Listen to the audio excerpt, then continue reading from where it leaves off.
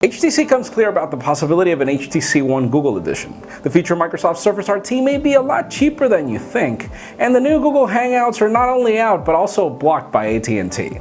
I'm Jaime Rivera, and I really wonder why AT&T focuses on being the black sheep out there. This is Pocketnow Daily.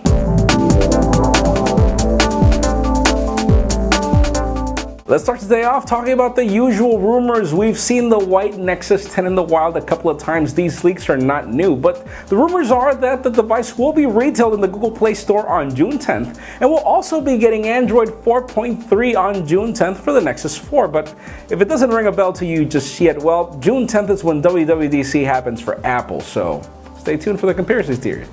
Now let's continue talking about Google, as apparently they have this dispute with Microsoft. They've sent them a formal letter stating that the YouTube application that Microsoft had to build for Windows Phone 8 does not comply with the standards that Google has. And by the way, those standards are the fact that you can't play ads there. Lucky you guys at Windows Phone. But the point being is that apparently Microsoft came back and stated no, the only reason why we haven't done it is because you don't give us access to the APIs.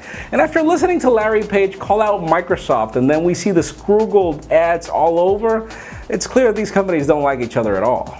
And let's continue talking about Google. We know that their new Hangouts feature is out. It's a cross-platform messaging service that supersedes Google Talk. And the whole idea is that you can start a video chat at any point, but AT&T is blocking it because of that. Because they eventually blocked FaceTime over 3G for, iOS users. And now they're doing the same to Google because apparently they don't trust on their own network. And it just really becomes maddening to see how AT&T does these kinds of things. And then you've got Verizon not doing anything about it. But anyways, leave us a comment down below. What do you think about AT&T's move?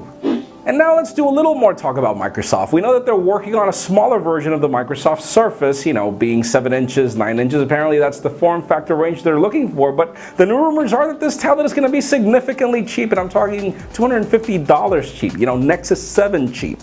So it does seem that the company is looking into competing with some better products coming into the future, but the problem is that apparently it'll be running Windows RT. Never mind.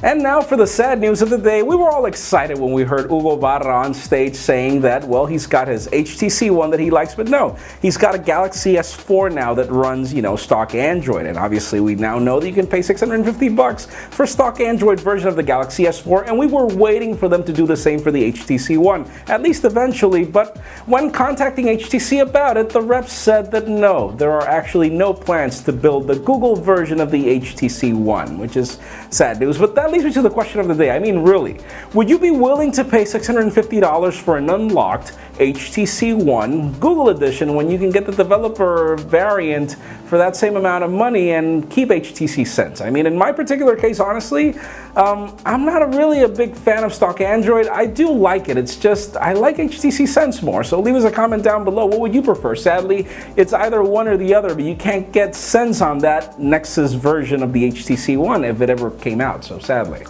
And of course, as always, for an earlier scoop of everything that's happening in the smartphone and tablet world, make sure you follow us on Pocketnow.com and subscribe to our YouTube channel as well. You can also follow me on Twitter at Jaime_Rivera. Please give this video a thumbs up if you like what you saw. I am Jaime Rivera. Thank you very much for watching. We will see you tomorrow.